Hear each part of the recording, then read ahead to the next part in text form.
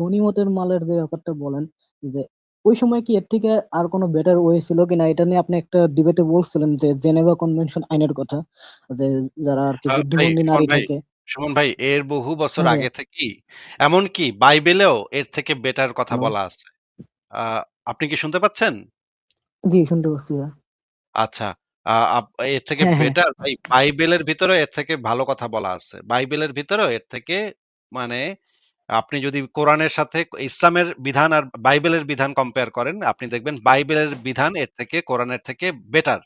আপনাকে আমি দেখাচ্ছি বাইবেলে এই বিষয়ে কি বলা আছে, এবং প্রাচীনকালের যে আইন কানুন ছিল সেই আইন কানুনগুলোর ভিতরে এই জিনিসগুলো, অনেকগুলো আইন কানুনে এই জিনিস ভালো কথা বলা আছে। মানে জি, ইসলামের থেকে কম্পেয়ার করলে ইসলামের থেকে অনেক ভালো কথা বলা আছে সেই সমস্ত জায়গাতে।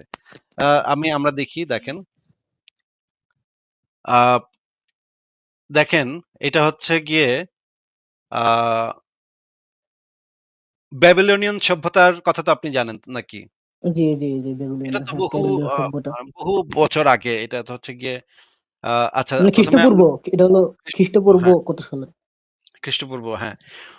উর নাম্মু ছিলেন একজন প্রাচীন সুমেরীয় মহারাজা। তার চালু করা বিধিবিধানের অংশবিশেষ পাথরে খোদিত অবস্থায় বর্তমান ইরাকের একটি এলাকা থেকে উদ্ধার করা হয়েছে। প্রাচীন সুমেরীয় সভ্যতায় খ্রিস্টপূর্ব 2100 থেকে খ্রিস্টপূর্ব 2050 শব্দের মধ্যে খোদিত এই প্রাচীন সুমেরীয় ফলকে, এটা হচ্ছে পৃথিবীর প্রাচীনতম আইন বিষয়ক ফলক। জি, কৃতদাস জি, হ্যাঁ। সম্পর্কিত আইনবিধির উল্লেখ আছে।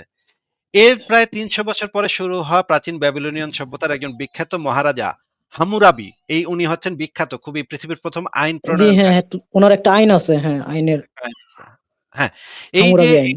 হামুরাবি আইন, হ্যাঁ, প্রচলিত আইন বিধিতেও দাসপ্রথার অস্তিত্ব পাওয়া যায় এই জিনিসগুলোতে। এবং খ্রিস্টপূর্ব 594 সালে এথেন্সের সোলন, এটা দেখেন, গ্রিসের এথেন্সের সোলন সম্পূর্ণভাবে ঋণ দাস প্রথা নিষিদ্ধ করেন। দেখেন, ঋণ দাস মানে হচ্ছে গিয়ে ঋণের কারণে মানুষ দাসে পরিণত হইতো। ঋণ শোধ করতে না পারলে তখন মানুষ দাসে পরিণত হইতো, সেটা সামাজিকভাবে প্রচলিত ছিল। এই জিনিসটা খ্রিস্টপূর্ব 494 খ্রিস্টপূর্বে সোলন, প্রাচীন এথেন্সের যে ছিলেন, শাসক ছিলেন সোলন, সে সম্পূর্ণভাবে ঋণ দাস প্রথাটা নিষিদ্ধ করেন। 2 নম্বর বিষয় হচ্ছে মেসোপটেমিয়ান সভ্যতায় কৃষিকাজে কৃতদাসরা নিযুক্ত হতে বলে জানা যায়। এবং এইখানে আরো মজার ব্যাপার হচ্ছে পারস্য এবং প্রাচীন মিশরেও কৃতদাস প্রথার অস্তিত্ব ছিল। প্রাচীন রোমে কৃতদাস প্রথা সবচেয়ে ব্যাপক আকার ধারণ করেছিল। রোমান অর্থনীতি মূলত কৃতদাস প্রথার উপর নির্ভরশীল হয়ে পড়েছিল। রোমান সাম্রাজ্যের কিছু কিছু শাসকের আমলে দাসেরা সম্পত্তির অধিকার পেয়েছিল, অর্থাৎ তারা নিজেরা অর্থ উপার্জন করে সম্পত্তি ক্রয় করতে পারত এবং নিজের জন্য জি, সেই সম্পত্তি ব্যয়ও করতে পারত। সেনেকা ছিলেন একজন রোমান দার্শনিক, রাজনীতিবিদ এবং নাট্যকার। উনিও অত্যন্ত বিখ্যাত। উনি মানে অত্যন্ত বিখ্যাত একজন নাট্যকার। ওনার নাটক এখনো পৃথিবীর বিভিন্ন জায়গাতে মঞ্চস্থ করা হয়। উনার জন্ম ছিল খ্রিস্ট 4 খ্রিস্টপূর্ব এবং মৃত্যু হয়েছে 65 খ্রিস্টাব্দে। তিনি তার চিঠিতে উল্লেখ করেছেন, তোমরা তাদের সাথে বন্ধুত্বপূর্ণ সম্পর্ক রাখো, তাদেরকে দাস বলো না, বরঞ্চ বলো তারা মানুষ এবং বন্ধু। দেখেন এখানে হুম, এই যে এই ইসের চিঠি লেখা আছে। সেনেকার একটা চিঠি আছে। চিঠিতে সে আই এম লিখতেছে, glad to I learn am glad to learn to through live those who come from you, and you live on friendly terms with your slaves. This benefits a sensible and well educated man like yourself. They are slaves, people declare. Nay, rather they are men. দেখেন, এই শব্দগুলো হচ্ছে প্রাচীন কালে প্রচলিত শব্দ। হ্যাঁ, এখনকার এগুলা এই শব্দগুলো আর ব্যবহৃত হ্যাঁ, হ্যাঁ, হয় না। কয়েকটা আছে, যেমন ঠাই ইয়োর সেলফ, By মানে নো yourself. ইয়োর সেলফ, এরকম। হ্যাঁ। Rather, they are men. Slaves? No, comrades. Slaves? No, they are unpretentious friends. Slaves? No, they are our fellow slaves. If one reflects that fortune has equal rights over slaves and free men alike, মানে বোঝাচ্ছে যে তাদেরকে তোমরা slave বলে ডাইকো না, তাদেরকে বন্ধু বলো, তাদেরকে মানুষ হিসেবে সম্মান দাও। এই জিনিসটা সেনেকা বইলা গেছে।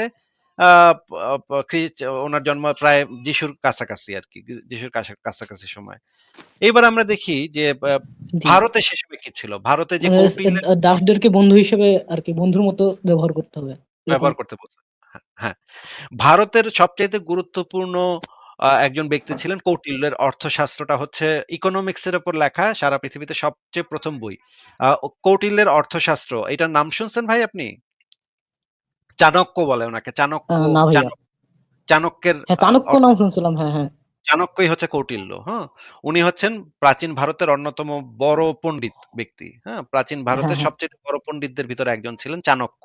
উনার যে আ আ অর্থশাস্ত্র বইটা সেটাকে বলা হয় কৌটিল্যের অর্থশাস্ত্র। এই অর্থশাস্ত্র বইটার ভিতরে যে জিনিসটা পাওয়া যায়, উনি কিন্তু মুহাম্মদের থেকে বহু বছর আগের। দেখেন উনার অর্থশাস্ত্র বইটাতে আমি যেটা হ্যাঁ, এটা পাইছি অনেক আগের। হ্যাঁ। কোনো দাসকে মৃতকে বহন করার জন্য বা প্রস্রাব ঝাড়ু দেয়া বা উচ্ছিষ্ট খাবার পরিষ্কার করার কাজে নিয়োগ করা কিংবা কোনো দাসকে নগ্ন করে রাখা, তাকে আঘাত করা বা গালি দেওয়া অথবা দাসীর সম্মতি ছাড়া তার সতীত্ব লঙ্ঘন করলে তার জন্য প্রদত্ত মূল্য বাজেয়াপ্ত হবে। সতীত্ব লঙ্ঘনের সাথে সাথে তারা স্বাধীনতা অর্জন করবে। এইটা কৌটিল্যের অর্থশাস্ত্রে লেখা আছে যে দাসীর সম্মতি ছাড়া যদি কেউ তার সাথে যৌন সঙ্গম করে তাহলে তাকে সাথে সাথে স্বাধীনতা দিয়ে দিতে হবে। সে সেই দাসীটা স্বাধীন হয়ে যাবে।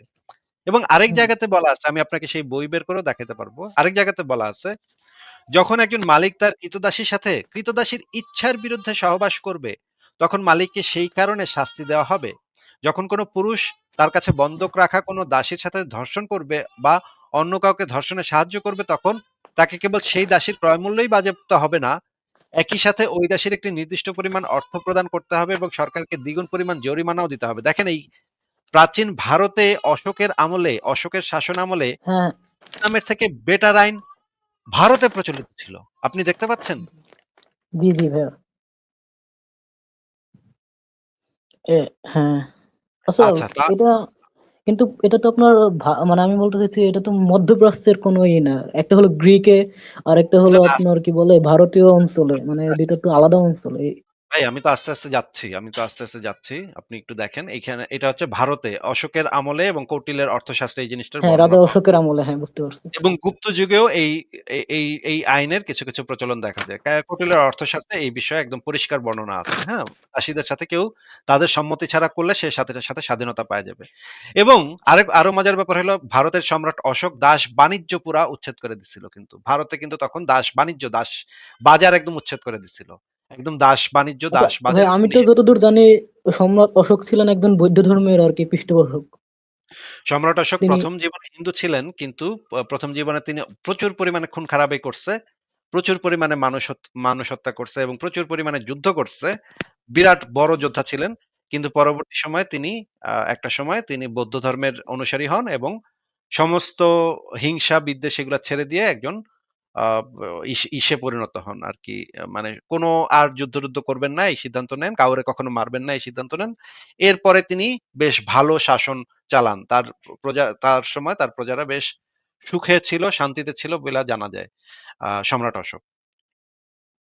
বৌদ্ধ ধর্ম গ্রহণ হ্যাঁ, এটা করার পর বুঝতে পারছি। না উনি তো অনেক হ্যাঁ, এটাই বললাম যে উনি তো আগে এরকম ছিলেন না। মানে উনি তো অনেক একজন যোদ্ধাবাজ ব্যক্তি ছিলেন। যুদ্ধবাজের লোক ছিল, তাহলে হ্যাঁ। পরবর্তী জীবনে সে নিজেকে সংশোধন করে নিছে। যাই হোক এরপরে আমরা বাইবেলে এবার দেখি বাইবেলে কি বলা আছে। বাইবেলে যে জিনিসটা বলা আছে আপনি দেখেন ওল্ড টেস্টামেন্টে যাত্রা পুস্তক ২১ এর ২০ এবং ২১ এর ২১ এই দুটাতে যেটা বলা আছে সেটা দেখেন। কোন পুরুষ যদি তার দাসদাসীকে রড দিয়ে এমনভাবে আঘাত করে যাতে দাসদাসীর সাথে সাথে মারা যায় তাহলে সেই পুরুষকে শাস্তি দিতে হবে। কিন্তু দাসদাসী যদি ২-১ দিনের জন্য জীবিত থাকে এইখানে জি। একটা খারাপ কথা। এটা হচ্ছে একটা খারাপ কথা বলা আছে। যে দাসদাসী যদি ২-১ দিনের জন্য জীবিত থাকে তাহলে সেই পুরুষের কোনো শাস্তি হবে না যেহেতু দাসদাসী তার নিজস্ব সম্পত্তি। এটা হচ্ছে একটা খারাপ কথা। কোনো বাইবেলে শাস্তি হবে দাসদাসীর না যেহেতু দাসী তার নিজস্ব সম্পত্তি। হুম, এখানে দেখা যাচ্ছে দাস-দাসীদের কোনো অধিকার নাই। দাস-দাসীদের আসলে মানে এই ওল্ড জি। টেস্টামেন্টে দাস প্রথাকে আসলে সাপোর্ট করা হইছে। এবং নতুন বিধানেও একই সাথে দাস প্রথাকে সাপোর্ট করা হয়েছে। দেখেন, দাসদের তুমি শিক্ষা দাও তারা যেন সবসময় নিজেদের মনিবের আজ্ঞা পালন করে, তাদের সন্তুষ্ট রাখার আপ্রাণ চেষ্টা করে এবং মনিবের কথায় প্রতিবাদ না করে। মানে দাস প্রথাকে সমর্থনই দিল আরকি। এবং আরো এক জায়গাতে বলা আছে সেই দাসদের কঠোর শাস্তি পাবে। মানে মনিবের ইচ্ছা অনুসারে কাজ না করলে দাসদেরকে কঠোর শাস্তি দিতে বলা হয়েছে। কিন্তু কয়েকটা ভার্স আছে যেখানে আবার এই যে যুদ্ধবন্দী নারীদের সম্পর্কে কোরআনের থেকে একটু বেটার কথা কইছে। যদিও এই কথাটাও ভালো না। আমরা এই কথাটারও সমালোচনা করি। কিন্তু আচ্ছা ভাইয়া, হ্যাঁ, বলেন। আমি তো জানি যে কি বলে হযরত মুহাম্মদ সাঃ কৃতদাসদেরকে নাকি মুক্ত করে দিতেন, মানে তাদের সাথে, মানে আমি যেটা পড়ছি, আমি কোরআন পড়িনি, আমি জেনারেল লাইনের স্টুডেন্ট ছিলাম, সেখানে পড়াইতো যে তিনি নাকি কৃতদাসদের মুক্ত করে দিতেন, তাদের মুক্ত সাথে যে ভালো করে ব্যবহার দিতেন মুক্ত যে করতেন। করে দিতেন, ওনাদের ওরা দাস হইতো কিভাবে সেটা আগে তো বলতে হবে। মানে তারা তো আগে দাস হবে তারপর তো মুক্ত করার প্রসঙ্গ আসবে নাকি ভাই? জি। মনে করেন তো ১০০ প্রাচীন আমলে ৫০০ তো জন লোক আপনার মনে করেন ৫০০ জন লোকরে দাস বানাইয়া তারপরে ১০০ জন লোকরে আমি মুক্ত করে দিলাম। হ্যাঁ? বললাম, "যা তোরা এখন মুক্ত।" তাইলে এই ৫০০ জন লোকরে দাস বানাইয়া ১০০ জন লোকরে মুক্ত করে দিয়ে যদি আমি এখন প্রচার করি, আসিফ মহিউদ্দিন ১০০ জন দাসরে মুক্ত করেছে। ১০০ জন দাসরে মুক্ত করেছে ভাই, কত মহান আসিফ মহিউদ্দিন। কিন্তু ভাই আমি যে ৫০০ জন লোকরে দাস বানাইছিলাম, আমি যদি ৫০০ জন লোকরে দাস না বানাইতাম তাইলে আমি ১০০ জনরে মুক্ত করলাম কোত্থেকে ভাই বলেন তো একটু? জি, বুঝতে পারছি। আচ্ছা ভাইয়া, তাহলে আমার মনে একটু করেন একটু যে একটু আমরা যে আমরা একটু দলিলগুলা দেখব যে মোহাম্মদ কত লোকরে দাস বানাইতো। আর মুক্ত, হ্যাঁ, মুক্ত তো ভাই সবাই সব আমলেই করছে, সব মানুষই করছে। একটা মানুষ যদি ১০,০০০ দাস আ মানে ১০,০০০ মানুষকে দাসে পরিণত করে, তাদের ভিতরে তো ২-৪০০ মানুষকে সে মুক্ত করতেই পারে। এবং সেটাকে যদি এখন মানে বড়াই করে প্রচার করা হয়, মনে করেন আমি ৳১০০,০০,০০,০০০ ঘুষ খাইয়া ৳৫০ আমি ভিক্ষা দিলাম। গরিব লোকরে মানে শীতের কাপড় দিলাম, হ্যাঁ? আর আমি যদি Facebook এ প্রচার করি, দেখো আমি ৳৫০০ শীত বস্ত্রে দান করেছি। কত মহান আমি, কত মহান আমি। এটার এই ধরনের ইয়াসের কি কোনো মানে আছে ভাই? এই ধরনের এগুলো তো মানে স্রেফ নিম্নমানের বাটপারি হবে। তাই না ভাই?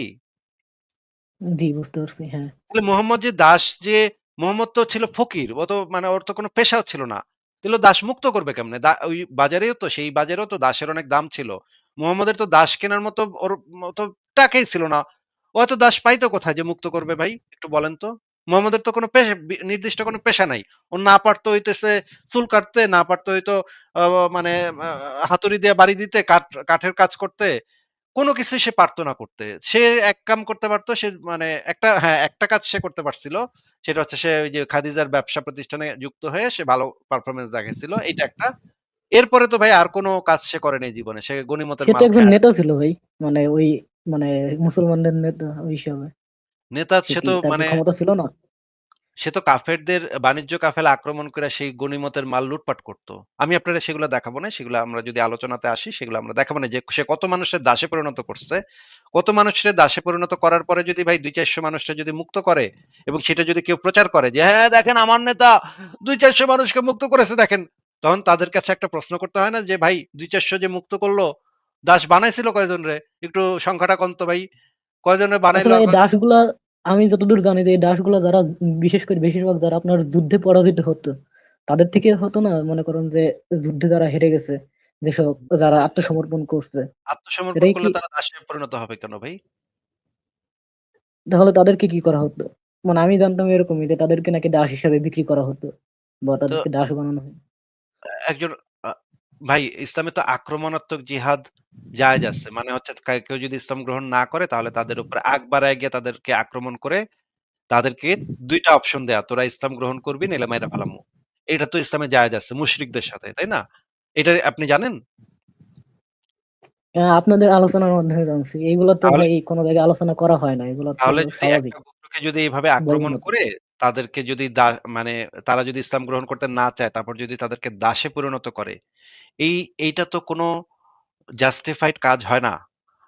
এটা তো অমানবিক। এটা তো মানবতার বিরুদ্ধে অপরাধ। এটা তো যুদ্ধাপরাধ হয়ে যায়। একজন মানুষকে দাসে পরিণত করা, একজন স্বাধীন মানুষকে যুদ্ধ চাপায় দেয়া এবং তাকে শুধুমাত্র তার ধর্মের কারণে তার উপর যুদ্ধ চাপায় দেয়া এবং তাকে দাসে পরিণত করা, বাজারে নিয়ে তাদেরকে বিক্রি করে দেয়া। এটা তো ভাই মানে পৃথিবীর সবচাইতে অমানবিক কাজের ভিতরে একটা। একজন মানুষের কোনো স্বাধীনতা নাই। সে একটা বন্দী জীবন যাপন করবে সারা জীবনের পরে।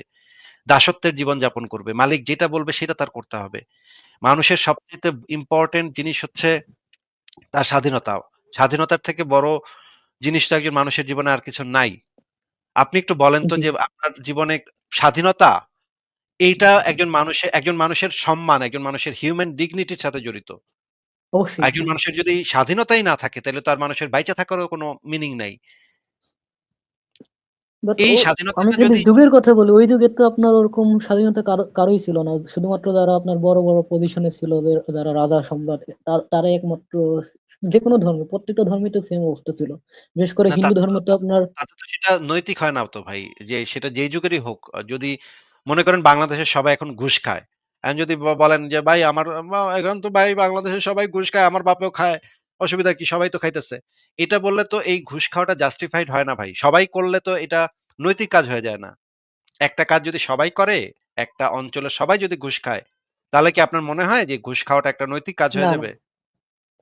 তাহলে এটা তো ওই হয় যে না। প্রাচীনকালে সবাই করত ভাই। হ্যাঁ, হ্যাঁ, ঠিক আছে অনেকেই করত সেটা সত্য। অনেকেই করত আবার অনেকে করত না।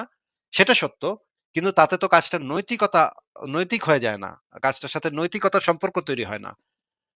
এটা তো অনৈতিকই থাকে। জি। আচ্ছা আমরা একটু যেটা দেখতেছিলাম যে বাইবেলে সেটা একটু শেষ করে নিই।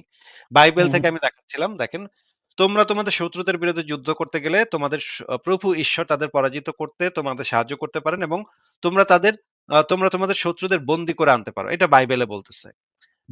বাইবেলেও খারাপ কথা বলা। আমি এটা বলতেছি না যে বাইবেলে খুব ভালো কথা বলা আছে। না, বাইবেলেও জি। খারাপ কথা বলা আছে। কিন্তু এটা কম্পেয়ার করলে এটা ইসলামের থেকে ভালো কথা। দেখেন বন্দীদের মধ্যে কোনো সুন্দরী স্ত্রীলোককে দেখে মুগ্ধ হয়ে তোমাদের স্ত্রী হিসেবে তোমরা চাইতে পারো। মানে স্ত্রী হিসেবে মানে তোমরা তাদেরকে বউ বানাইতে পারো। তখন তাকে তোমরা বাড়িতে নিয়ে আসবে। সে অবশ্যই তার মাথা কামাবে এবং নখ কাটবে। সে যে জামাকাপড়গুলো পরে আছে, যার থেকে বোঝা যায় সে যুদ্ধবন্দিনী ছিল, সেগুলো সে অবশ্যই খুলে ফেলবে। সে অবশ্যই পুরো ১ মাস তোমার বাড়িতে থাকবে এবং বাবা-মাকে হারানোর জন্য বিলাপ করবে। দেখেন এই অপশনটা কিন্তু ইসলামে নাই। এই যে ১ মাস যে তাকে সময় দেওয়া এবং তার পরিবার-পরিজনের জন্য মানে মানায় নেওয়ার জন্য সময় দিতেছে। মানায় নেয়ার জন্য ১ মাস সময় দেওয়া হচ্ছে। ইসলামে কিন্তু বলা আছে এক ইদ্দত। সাফিয়ারে কিন্তু মানে তার পুরা পরিবারে মারার পরে ২-৩ দিনের ভিতরে তারে বিছনায় নিছে মোহাম্মদ, হ্যাঁ? একেবারে ২-৩ দিনের মাথায় তারে বিছনায় নিছিল। মানে পুরা পরিবারকে একটা মেয়ের পুরা পরিবারকে মাইরা ২-৩ দিনের মাথায় তাকে বিছনায় নিছিল মোহাম্মদ। এইখানে দেখেন বাইবেলে যেটা বলা আছে সে অবশ্যই পুরো ১ মাস তোমার বাড়িতে থাকবে এবং বাবা-মাকে হারানোর জন্য বিলাপ করবে। এরপর তুমি তার কাছে যেতে পারো এবং তার স্বামী হতে পারো। সে তোমার স্ত্রী হবে। যদি তুমি তার সঙ্গে সুখী না হও, তাহলে তুমি তাকে ত্যাগ করবে এবং তাকে স্বাধীনভাবে চলে যেতে দিবে। মানে দেখা যাচ্ছে যে আপনি তার সাথে সুখী না। জি। তখন তাকে ত্যাগ করতে হবে এবং তাকে স্বাধীনভাবে চলে যেতে দেবে। তাকে বিক্রি করতে পারবে না। তুমি কখনোই তার সাথে ক্রীতদাসের মতো আচরণ করবে না। কারণ তার সঙ্গে তোমার যৌন সম্পর্ক ছিল। দেখেন এইটা কিন্তু কোরআনের থেকে ভালো বিধান বাইবেলে আছে। এই কৃত ক্রীতদাসীদের সাথে যেই ইয়াটা করবে সেইটা কিন্তু বাইবেলে কম্পেয়ার করলে আমি এটা আবারও বলতেছি যে আমি কিন্তু এটা বলতেছি না যে বাইবেলে খুব ভালো কথা হ্যাঁ, বলা আপনি বলছেন যে এটা কোরআনের থেকে কম্পারেবল করলে বেশি বেটার। হ্যাঁ। কম্পেয়ার করলে কোরআনের থেকে এটা বেটার। তার মানে মুহাম্মদের ৫০০-৬০০ বছর আগেই এর থেকে বেটার আইন ছিল। এই ৫০০-৬০০ বছর ধইরা মুহাম্মদ পরে আইলো, যিশুর ৫০০-৬০০ বছর পরে আইলো। এরপরে তুই আরেকটু ভালো কথা কইতে পারলি না? তুই আরো পিছনের দিকে গেলি। তুই আরো নোংরা কথা কইলি। তুই বেটা কইলি যে সাফিয়ারে তুই ২ দিনের মাথায় বিছনায় নিলি, পুরা পরিবারকে মাইরা। এটা কেমন কথা? আচ্ছা আপনি যে বলতেছেন যে মোহাম্মদ অনেক দাসকে ইসে নিছিল। আম তার মানে আ আ আল্লাহ এবং আল্লাহর তো এটা জানার কথা যে দাস প্রথা যে একটা অমানবিক ব্যাপার। এটা আল্লাহর জানার কথা না ভাই? হ্যাঁ। তাইলে আল্লাহর তো আর কোন টাইমের কোন ইয়া নাই। মানে ম সময়ের পরিপ্রেক্ষিতে তো আল্লাহর চিন্তাভাবনা কাজ করে না। আল্লাহ তো এটা বোঝার কথা যে দাসপ্রথা একটা মানুষের মানে স্বাধীনতা হরণ করে নেয়া এটা পৃথিবীর সবচাইতে ভয়ংকর কাজ। এইটার থেকে এক্সট্রিম খারাপ আর কিছু হতে পারে না। একজন মানুষের সম্মান, আত্মসম্মান সেটা হচ্ছে গিয়ে মানে তার স্বাধীনতার সাথে সম্পর্কিত। একজন স্বাধীন মানুষ হচ্ছে মানে সম্মানজনক একটা জীবনযাপন করতে পারে। একটা পরাধীন মানুষ কখনো সম্মানজনক জীবনযাপন করতে পারে না। আপনি কখনোই একজন দাস হিসেবে নিজেকে ভাবতে পারবেন না। এই বর্তমান সময়ে আপনি একজন দাসের জীবন আপনি কখনোই চাইবেন না। এই জিনিসটা তো আসলে আল্লাহ পাকের কথা। আল্লাহ পাক কেন এই বিধানটা কইল না? কেন এই বিধানটা দিতে পারল না? আল্লাহ পাক এতগুলা আয়াত নাজিল করল দাসীরে লাগানির লেগা এত আয়াত নাজিল করল। দাসী লাগাও, এই লাগাও, সেই লাগাও, এই মাইয়ারে করো, সেই মাইয়ারে করো। ভাই মানে খালি মুহাম্মদ কয়টা বিয়া করব, দাসীর সাথে করব, কি করব না। এইটা নিয়ে এত পাতার পর পাতা আয়াত নাজিল করতে থাকলো আল্লাহ। মুহাম্মদের যৌন জীবন নিয়ে আল্লাহর এত চিন্তা। আল্লাহ একটা কথা কইতে পারল না যে আজকে থেকে দাসপ্রথা নিষিদ্ধ। এই কথাটা কইতে পারল না? আচ্ছা, এটা কি বলে নাই যে দাসপ্রথা নিষিদ্ধ? এটা কি মোহাম্মদ এটা মানে হযরত কোথাও মুহাম্মদ বলা সাল্লাল্লাহু আলাইহি নাই। ওয়াসাল্লাম বলে নাই? বরঞ্চ দাসপ্রথা কিয়ামত পর্যন্ত জায়েজ আছে। আপনাকে আমি দেখাচ্ছি ভাই দাসপ্রথা একদম সরাসরি সৌদি মানে ইসের ফতোয়া বোর্ডের ফতোয়া আছে যে দাসপ্রথা আচ্ছা ভাই, আমি কিয়ামত যতদূর পড়ছিলাম বিদায় হজে নাকি এরকম বলা হয়েছিল যে না ভাই আজ বিদায় হজে থেকে এরকম সকলে। কিছু বলা হয়নি। এরকম কিছু বলা হয় নাই ভাই। দাসপ্রথা নিষিদ্ধ এরকম কিছু বলা হয় নাই ভাই। ও আচ্ছা। আপনি যদি আমাকে দেখাইতে পারেন তাহলে আমি আপনার কাছে মানে আ সরি বলব। না, আমি অনেক আগে পড়ছিলাম, তো এটা মনে হ্যাঁ, হয় ক্লাস 4 না 5 এর বইয়ে। আমি জেনারেল না, লাইনের শিক্ষার্থী ভাই। না ভাই ওই হিসেবেই দাসপ্রথা জানি। নিষিদ্ধ এটা কোথাও বলা হয়নি। বরঞ্চ দাসপ্রথা কিয়ামত পর্যন্ত প্রযোজ্য থাকবে। আ এই জিনিসটাই বলা আছে। আপনাকে আমি সে বিষয়ে ভিডিও দেখাতে পারি এবং আ কাফেরদেরকে মাইরা ধইরা তাদের মা-বেটিকে গনিমতের মাল হিসেবে ভোগ করা এটাও কিয়ামত পর্যন্ত ইসলামে জায়েজ থাকবে। এই জিনিসটা আচ্ছা, বলা আছে। আমি এই যে এইগুলা তো গনিমতের মাল বা এই ব্যাপারে আমি একটা ভিডিও দেখছিলাম, মনে হয় শাহ আহমদুল্লাহ। তিনি বললেন যে মানে ওই সময় আরকি মনে করেন যে কাউকে যদি মানে কেউ যদি মারা যায়, তার স্বামী, ভাই, তখন তার একটা নিরাপত্তার ব্যাপার থাকে। এজন্য নাকি তাদেরকে আচ্ছা, আচ্ছা, আচ্ছা, আচ্ছা, আচ্ছা, আচ্ছা, আচ্ছা, আচ্ছা, আচ্ছা, আচ্ছা। বাংলাদেশে যখন পাকিস্তানি আর্মি হাইরা গেল, তখন তো পাকিস্তানি আর্মির অনেক আর্মি সদস্যরা তো মারা গেছিল নাকি? হ্যাঁ, হ্যাঁ, এখন ওই আর্মি সদস্যদের পরিবারও তো বাংলাদেশে তখন ছিল, ক্যান্টনমেন্টে ছিল তখন। হ্যাঁ, ক্যান্টনমেন্টে। বাংলাদেশে বাংলাদেশের কোনো মুক্তিযোদ্ধারে দেখছেন? কখনো শুনছেন এই কাহিনী? যে বাংলাদেশ তখন ওই মাইয়াদের জৈবিক চাহিদা পূরণ করার জন্য ওই মাইয়াগুলারে দাসী বানাইছে।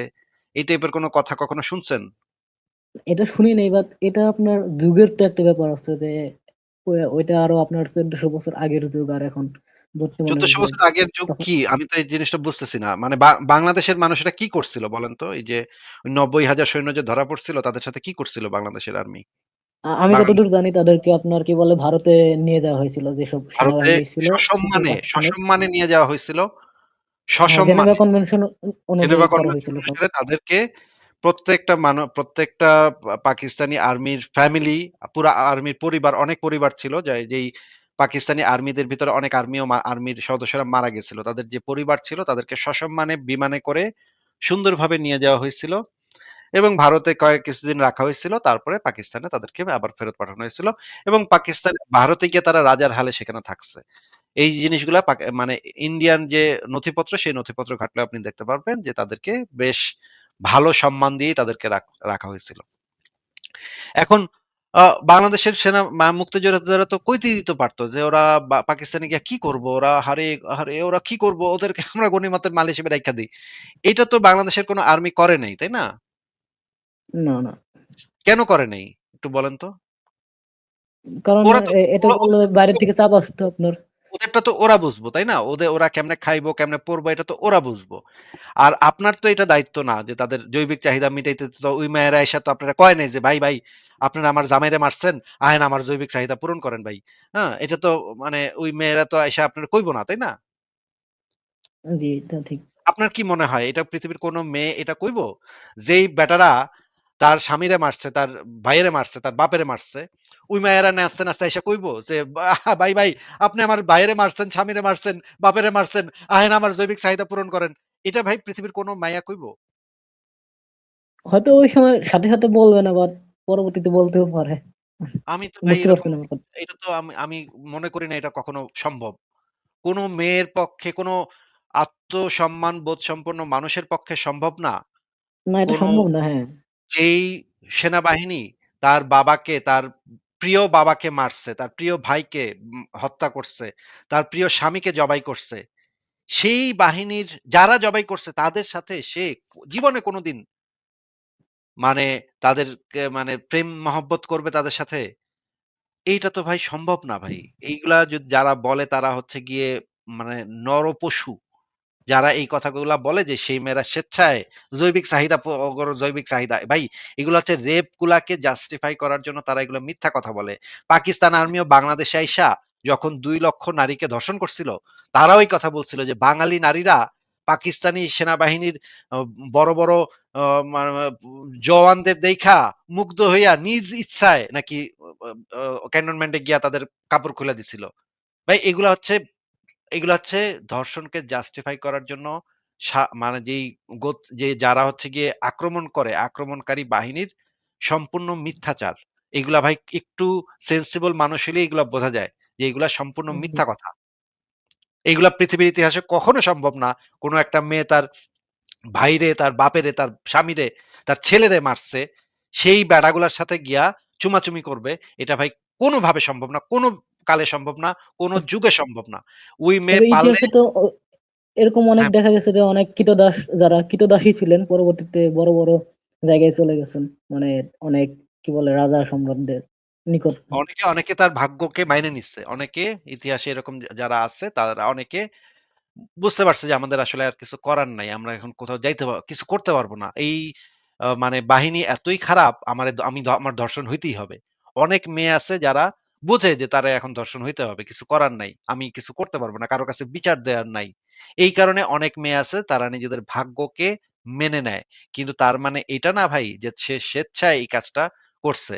আপনি যদি আ বাংলাদেশে এরকম অনেক হাউসওয়াইফ আছে যারা স্বামীর লাত্থিগুতা খেয়ে পইড়া থাকে। এখন ভাই তারা তাদের ভাগ্যকে মেনে নিচ্ছে। যে আমাদের তো লাত্থিগুতা খায় থাকতে হবে। আমাদের বাসায় একটা কাজের মহিলা ছিল। তার স্বামী তারে ডেইলি রাতে পিটাইতো। মহিলা মাইনে নিচ্ছে। মানে সে তার এই স্বামীরই মাইনে নিচ্ছে। সে তার ভাগ্যরে মাইনে নিচ্ছে। কিন্তু তার মানে এটা না যে সে সুখে ছিল। সে ভাই প্রতিদিন সে কাঁদতো। যে তার স্বামী অত্যাচার করে। কিন্তু তার কি করার আছে? তার কিছু করার নাই। সে এইটাকে ভাগ্য হিসেবে মাইনে নিচ্ছে। পৃথিবীতে এরকম অনেক মানুষ আছে যারা এইটা ভাগ্য হিসেবে একসেপ্ট করে নেয়। কিন্তু তার মানে তো এটা না যে সে এই জিনিসটাকে আ নিজ ইচ্ছায় বাইছে নিচ্ছে এই পরিস্থিতিটাকে। এটা তো ভাই কেউ নবী কি আপনার তাদেরকে স্বেচ্ছায় আপনার ক্রীতদাস বানাতো, মানে নবী নিজের থেকে?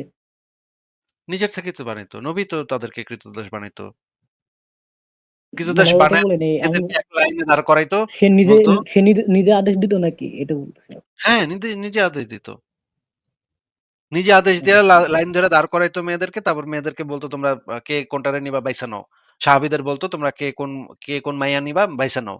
তারপরে যেগুলা ভালো যুদ্ধ করছে, কোপাকুপি ভালো করছে তারা আরকি সুন্দরী মাইয়াগুলোরে নিত। এই যে খায়বার আক্রমণে হচ্ছে গিয়ে দাহিয়া কালবি সে সাফিয়ারে বাগে নিয়ে আনিছিল। হ্যাঁ? সে সাফিয়ারে দেখছে সুন্দর, এটারে আগে আগে বাগে নিছে। নিয়া বিছনায় যাইতেছিল আরকি। মানে একটু পরে বিছনায় তুলবো। তখন একজন আইসা মোহাম্মদরে কইল যে, হুজুর, হুজুর, আরে এ তো সাফিয়ারে পাইছে। সাফিয়া তো অনেক সুন্দরী, মারাত্মক সুন্দরী হুজুর। হে নবী, সাফিয়া তো আপনার যোগ্য। হ্যাঁ, আপনি করেন এইটারে। তখন আচ্ছা, এটার মোহাম্মদ কি আবার কোনো ইয়ে আছে ভাই, রেফারেন্স আছে এরকম ভাবে লেখা আছে? এরকম আছে, হ্যাঁ, আমি আপনারে দেখাচ্ছি। একদম এইরকমই আছে ভাই। মানে একজন এসে কইতেছে যে, নবী, সাফিয়া তো অনেক সুন্দরী, হেব্বি সুন্দরী সাফিয়া, হ্যাঁ? মারাত্মক ইয়া এটারে আপনি নেন হুজুর। তখন নবী কয়, "ওই, ওই ডাক এটারে ডাক, দাহিয়াতুল কালবিরে ডাক।" হ্যাঁ? কালবিরে ডাইক্কা তখন কয় যে, তুমি এটারে দিয়া দাও, আমারে দিয়া দাও।" দাহিয়া কালবি কয়, "না, আমি দিমু না। আমি তো পাইছি, আমি দিমু না।" হ্যাঁ? গড়িমসি করতেছে। তখন এটার সাথে নিয়া দাঁড়ান দেখাচ্ছি। আ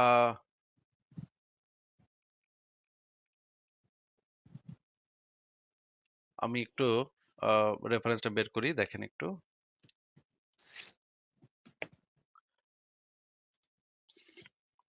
আ এই যে দেখেন, এই সাফিয়ার স্বামী ছিল হচ্ছে গিয়ে কিনানা। হ্যাঁ? দেখেন আ এই যে সিরাতুন নবী পৃষ্ঠা নাম্বার ৩৫৪ তে যে জিনিসটা বলা আছে। ভাই, সুমন ভাই, আপনি কি দেখতে পাচ্ছেন? হ্যাঁ, হ্যাঁ। আচ্ছা দেখেন, রাসূলুল্লাহ কে আ আ বনু আবুল হুকায়কের কামুস দুর্গের বিজয় দান করলেন। তখন অন্য এক রমণী সহ সুফিয়া বিনতে হুয়াই ইবনে আখতাব তার কাছে আনা হলো। এদেরকে নিহত ইহুদীদের মৃতদেহের পাশ দিয়ে নিয়ে আসা হয়েছিল। মানে সাফিয়াকে তার যে আত্মীয়স্বজন, পাড়া-প্রতিবেশী, গোত্রের যে লাশগুলা আছে, পুরা গোত্রের লাশগুলার উপর দিয়ে পাশ দিয়ে তাদেরকে আনা হইছে। ঠিক আছে? সুফিয়ার হুম। সঙ্গী রমণীটি তখন তাদের মৃতদেহ দেখতে পেল, তখন সে ভীষণ চিৎকার জুড়ে দিল। তাদের মুখমণ্ডলে করাঘাত করতে লাগলো এবং মাথায় ধুলো মাখতে লাগলো। মানে সাফিয়ার সাথে যে মেয়েটা ছিল, সেই মেয়েটা এই মৃতদেহগুলা দেইখা, তার আত্মীয়স্বজনদের মৃতদেহগুলা দেইখা সে চিৎকার করে কাঁদতেছে। হ্যাঁ? এবং মাথায় এইভাবে মুখে এইভাবে মেয়েরা এইভাবে মুখে থাপড়ায় না, মুখে থাপড়াইতেছে। হ্যাঁ। হ্যাঁ? রাসূলুল্লাহ তাকে দেখে বলল, "ওই শয়তান মহিলাকে আমার নিকট থেকে দূরে সরিয়ে নাও।" এরপর তিনি সাফিয়াকে নিজের কাছে নিয়ে আসতে বললেন। সাফিয়া নিজেকে অত্যন্ত গুটিয়ে নিয়ে তার পেছনে গিয়ে দাঁড়ালেন আর রাসূলুল্লাহ তার নিজের চাদরখানা বিছিয়ে দিলেন। তখন উপস্থিত মুসলমানরা বুঝে নিলেন যে রাসূলুল্লাহ তাকে নিজের জন্য বেছে নিয়েছেন। আচ্ছা, ওই জিনিসটা আপনাকে দেখাচ্ছি। এইটুক হচ্ছে গিয়ে দেখেন, এখানে আমি দেখাইলাম যে সাফিয়াকে কিভাবে আনা হইছিল। মানে মৃতদেহগুলোর উপর দিয়ে তাকে আনা হইছিল। ধরে নিয়ে আসা হয়েছিল। এখন আমরা দেখি যে এই যে আমি যেটা বললাম যে আ সুন্দরী ছিল। আমি একটু খুঁজে নেই। দেখেন আচ্ছা ভাই, আ এর মাঝখানে একটা প্রশ্ন করতে পারি আমি? হ্যাঁ, বলেন। আচ্ছা ভাই, আচ্ছা, মনে করেন যে এইগুলো। এই জিনিসটা একটু দেখায় নিবি, তারপর আপনি প্রশ্ন করেন। দেখেন,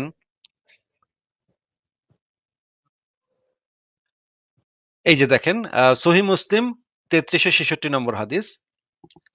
আমরা খায়বার জয় করলাম, বন্দীদের একত্রিত করা হলো। মানে সব মেয়েদেরকে একত্রিত করছে, লাইন ধরে দাঁড় করাইছে। ঠিক আছে? হুম। তখন দাহিয়া নবী সাল্লাল্লাহু আলাইহি সাল্লামের নিকট এসে বললেন, "হে রাসূলুল্লাহ, কয়েদীদের মধ্য থেকে আমাকে একজন দাসী প্রদান করুন।" তিনি বললেন, "যাও, একজন দাসীকে নিয়ে যাও।" তিনি সাফিয়া বিনতে হুয়াইকে নিয়ে গেলেন। তখন এক ব্যক্তি নবীর কাছে উপস্থিত হয়ে বলল, "ইয়া নবী, নবী আল্লাহ, আপনি বনু কুরাইজা ও বনু নাজিরের সর্দার হুজাইনের কন্যা সাফিয়াকে দাহিয়াকে দিয়ে দিয়েছেন। ইনি একমাত্র আপনারই উপযুক্ত হতে পারে।" আরেকটা বর্ণনাতে আছে, দেখেন আরেকটা বর্ণনা পড়ি। তিনি বললেন তাকে। এবং মানে দাহিয়া কালবি কত বড় বাটপার দেখেন। সে আবার ৭ টা দাসী নিছে। এটার মানে এক্সচেঞ্জ এর জন্য সে ৭ টা দাসী নিছে। ঠিক আছে? মানে এখানে তো মোহাম্মদ লেখা যখন খরিদ করেন, মানে কিনে নেন। না। এই যে রাসূলুল্লাহ সাল্লাল্লাহু আলাইহি ওয়াসাল্লাম সাফিয়াকে ৭ টি দাসীর বিনিময়ে খরিদ করেন। মানে দাহিয়া নিয়ে নিছিল। ও হ্যাঁ, এই যে বুঝতে পারছি। দাহিয়া নিয়ে নিছিল তো সাফিয়ারে। সাফিয়ারে এক্সচেঞ্জ করছে আর কি। এক্সচেঞ্জ করছে যে ৭ টা দাসী নিছিল। দাহিয়াও কত বড় বাটপার দেখেন। সে আবার বুঝছে নবী এই সুন্দরী মেয়ের পায়ে তো ছাড়বো না। এটার বদলে সে গুইন্না ৭ টা দাসী নিচ্ছে। হ্যাঁ? ৭ টা ৭ টা দিবেন হুজুর। তাইলে আমি আপনারে সাফিয়ারে দিমু। তখন মোহাম্মদ ৭ টা দাসী দিছে। আচ্ছা, এই ৭ টা দাসীর মালিক কে ছিল কোন তো ভাই? মোহাম্মদ সাল্লাল্লাহু আলাইহি মোহাম্মদ ওয়াসাল্লাম। ছিল। তাহলে মোহাম্মদের তো অলরেডি ৭ টা দাসী ছিল। সেই ৭ টা দাসী দিয়ে সে সাফিয়ারে নিচ্ছে, তাই না? হ্যাঁ। এই ৭ টা দাসী কই পাইল কোন তো দেখি? আসমান থেকে পড়ছে মুহাম্মদের উপরে নাকি? না, এই যুদ্ধে বন্দী যারা ছিল মনে হয়। মানে মোহাম্মদ অনেকগুলা নিত।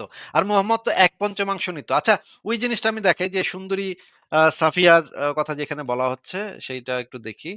এটা তো অনেক বড় লেখা। খুঁজে বাইর করাটাও আরকি মুশকিলের ব্যাপার। আ আমার লেখাগুলা এখন এত বড় হয়ে গেছে যে আমি অনেক কিছু খুঁজে পাই না। হ্যাঁ? আচ্ছা, দেখি আমি এইখানে আছে নাকি? এটা হচ্ছে আল বিদায়া ওয়ান নিহায়া গ্রন্থে। আ না, এটা না। ভাই, আমি কি প্রশ্নটা করতে পারি? হ্যাঁ, বলেন। আচ্ছা, আপনি শুরুতে যে জিনিসটা বলছিলেন যে মনে করেন যে রহিম তার বইতে লিখছে যে সে ঢাকা থেকে কমলাপুর আসছে গাড়িতে করে। এখন কথা হলো যে সে কেন তার বইতে তার সম্পর্কেই খারাপ জিনিস লিখতে যাবে যে সে একটা মেয়েকে ধর্ষণ করছে? সে তো এই মানে এটা জিনিসটাকে কেন খারাপ লিখবে বলে সে? মনে করে নাই। সে তো শোনেন ভাই, আমাদের আ এলাকায় আ আমাদের গ্রামে ডাকাত ছিল। ডাকাত তার করতো, ও মানে প্রশংসা করে, নিজের প্রশংসা করে, আত্মপ্রশংসা করে বলতো, "আমার বাপে তো আরো বড় ডাকাত ছিল। জানোস? আমার বাপে এক কোপ দিয়া মানে আ ৩-৪ টা মানুষ মেরে ফেলাইতো।" এটা গর্ব করে বলতো।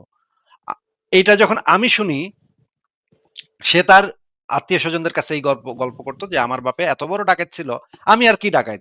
আমার বাপে আরো বড় ডাকাত ছিল। আমার বাপে এক কোপে ৩ টারে মাইরা ফেলাইতো।" হুম? এই গল্পটা সে গর্ব করে বলত। কারণ সে মনে করত ডাকাতি জিনিসটা খুব ভালো। হুম? মা বা বিরাট কাম করছে তার বাপে। এইটা সে গর্ব করার জন্য বলত। কিন্তু আমি যখন শুনতাম তখন আমি ভাবতাম যে, আরে তারা হইতেছে ডাকাত ফ্যামিলি, তারা এই কথা বলতেছে তার বাপে আরো বড় ডাকাত ছিল। এটা আবার গর্ব করে বলতেছে, এটা কেমন কথা? এরকম আপনি শুনছেন না যে মানে অনেক সময় অনেকে গর্ব করে এমন একটা কথাবার্তা বলে যে কথাটা আপনার কাছে আপনি শুনলে তো বুঝতে পারবেন যে এটা তো চরম অমানবিক কথাবার্তা।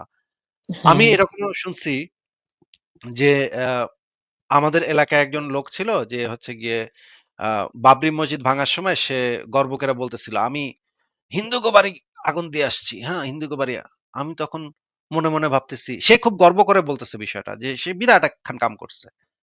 কিন্তু আমি যখন শুনলাম তখন আমি তো ভাবতেছি যে হিন্দুদের বাড়ির ভিতরে তো বাচ্চা ছেলে মেয়েও থাকে, যদি ওই বাচ্চা ছেলে মেয়ে আগুনে পুড়ে যায় তখন কি হবে। আমি তো এটা ভাবতেছি, কিন্তু সে কিন্তু আর এটা বুঝতেছে না যে সে কি কইতাছে, এই কথাটার মিনিংটা কি, এটা কিন্তু সে বুঝতেছে না। সে ভাবতেছে সে বিরাট একখান কাম করছে। বিরাট একখান বাপের বেটার মতো কাম করে আইছে। এইজন্য সে এই জিনিসটা ফেনায়, ফেনায় আমারে কইতেছে।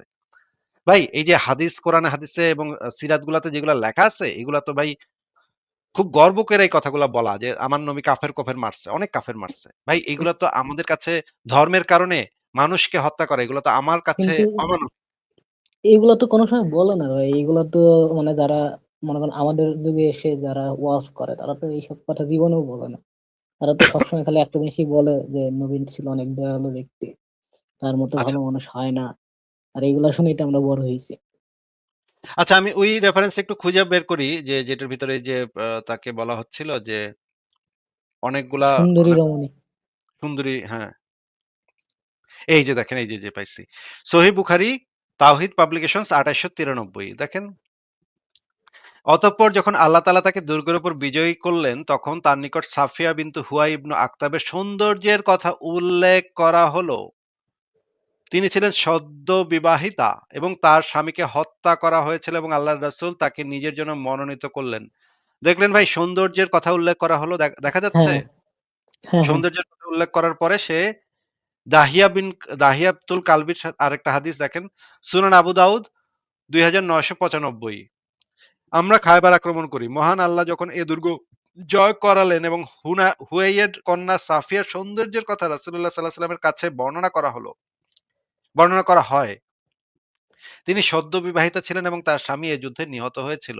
রাসূলুল্লাহ সাল্লাল্লাহু আলাইহি ওয়াসাল্লাম তাকে নিজের জন্য পছন্দ করলেন। সেখান থেকে রওনা হলাম।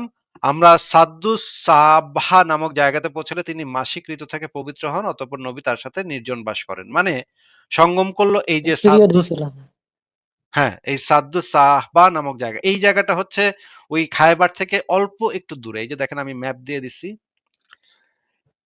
এই যে খায়বার থেকে যদি আপনি হাইটা যান তাইলে ৭.৫ ঘন্টা লাগে। ৩৩ কিলোমিটার দূরে, এবং উটে কইরা গেলে মানে ঘন্টা ১.৫ ২ এক সময় লাগবে। হুম? ২ ঘন্টা, মেক্সিমাম ৩ ঘন্টা সময় লাগবে উটে কইরা গেলে। এই ৩-৪ ঘন্টার দূরত্বে যাওয়ার পরেই মুহাম্মদ তার সাথে সঙ্গম করে। কি একটা আচ্ছা, অবস্থা ভাই! এইগুলা যে লেখা আছে যে এগুলা করে, এগুলা তারা কিভাবে জানলো? মানে কি? মানে এটা এটা যে কেউ এই যে গেটের সামনে আবার একজন পাহারা দিতেছিল দেখেন। সুনান আবু দাউদ শরীফ ২১২০ নম্বর হাদিস। তিনি বলেন, এই যে দেখেন, এই যে আবু আইয়ুবের প্রহারা না, এটা হচ্ছে এই গ্রন্থে আছে। সিরাতুন নবী ইবনে হিশাম ৩য় খন্ড পৃষ্ঠা ৩৫৮। আবু আইয়ুবের প্রহরা। দেখেন, আ রাসূলুল্লাহ খায়বার বা পথিমধ্যে যখন সুফিয়ার সাথে বাসর রাত উদযাপন করেন, তখন তিনি তাকে রাসূলুল্লাহর জন্য পরিপাটি করেন। তার কেশ বিন্যাস ও সাজগোজ করেন। মানে সাইজা-গুইজা তারে পাঠাইছে। হ্যাঁ? তিনি ছিলেন আনাস ইবনে মালিকের মা উম্মে সুলাইম বিনতে মিলহান। সে আবার সাফিয়ারে সাইজা-গুইজা গোসল-টোসল করায় চুল-টুল বাইন্দা দিয়া নবীর খাটে পাঠাইছে। হ্যাঁ? হুম, রাসূলুল্লাহ তার একটি গোলাকৃতি তাঁবুতে তার সাথে রাত্রি যাপন করেন। বনু নাজ্জার গোত্রীয় আবু আইয়ুব খালিদ ইবনে যায়েদ কোষমুক্ত তরবারি হাতে সারা রাত উক্ত তাঁবুটি প্রদক্ষিণ করে কাটিয়ে দেন। প্রত্যুষে রাসূলুল্লাহ যখন তাকে এই অবস্থায় দেখতে পেলেন, তখন তিনি তাকে জিজ্ঞেস করলেন, তোমার কি হলো হে আবু আইয়ুব, তুমি দাঁড়িয়ে আছো কেন?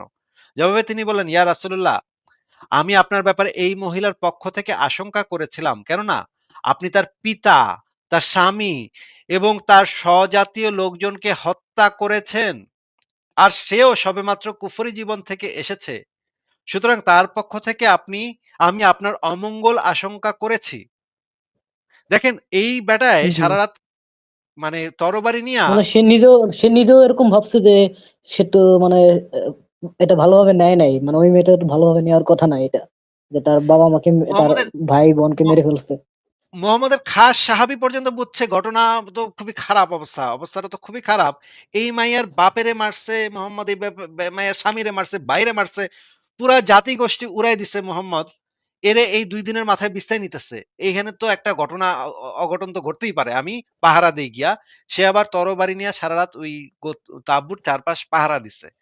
ভাই এই বর্ণনাগুলা ও তো পড়লে তো বোঝা যায় যে মানে খুবই প্যাথেটিক মানে ঘটনা ওরা ঘটছে নিজেরাও এখানে। তার মানে এটা প্রমাণ হয় যে ওরা নিজেরাও জানে যে এটা ঠিক না। ও নিজেরাও বুঝে যে এই জিনিসগুলা ঠিক না। যে একটা মেয়ের মাত্র স্বামীরে বাইরে পুরা পরিবার উড়াই দিছে। এই মেয়েটার এখন বিছনায় তোলা। ভাই একটা মানুষের তো মন-টনও তো খারাপ থাকে ভাই। একটা মানুষরে এইভাবে একটা বিছনায় নেয়া একটা মেয়েরে, ভাই তার পুরা পরিবার, পুরা গোত্র পুরা উইড়া গেছে একটু আগে, ২ দিন আগে। একটা মানুষের তো কান্নারও তো একটা সময় দিতে হবে। ভাই এগুলা না মানে খুবই ঘৃণা লাগে এগুলা। একদম মানে ঘৃণা লাগে। আপনি একটু বলেন তো যে আপনার পরিবারের কোন মেয়ের সাথে এই ধরনের ঘটনা ঘটলে আপনার কাছে সেই মেয়েটার কাছে কেমন লাগবে বলেন তো একটু? এটার উত্তর তো ভাই ওইখানে দেওয়াই আছে। সে নিজেই তো এটা ভাবলো যে তার ১৪ গোষ্ঠী উড়ায় দেওয়ার পর সে তো এটা ভালোভাবে নিবে না। এবং এটা মোহাম্মদও বুঝছে, মোহাম্মদের সাহাবারা সবাই জানতো এগুলা। এগুলা মানে ওপেন সিক্রেট ছিল যে এই মেয়েরা যে এই মেয়েগুলা এরা বুঝতো। এরা যে বুঝতো না তা তো না ভাই। আপনি তো এমন বলতে পারেন না যে ভাই অনেক আগে সবাই এরকম করতো। না ভাই। এই সময় এরা বুঝতো এগুলা যে এইমাত্র মেয়েটার পুরা পরিবার মারা হইছে। এখন বিছনায় তোলাটা এই মেয়েটার জন্য কতখানি কষ্টের। এরা ভাই বুঝতো এগুলা। এরা জানতো এগুলা। জাইনা শুইনা এই কাজগুলা করছে।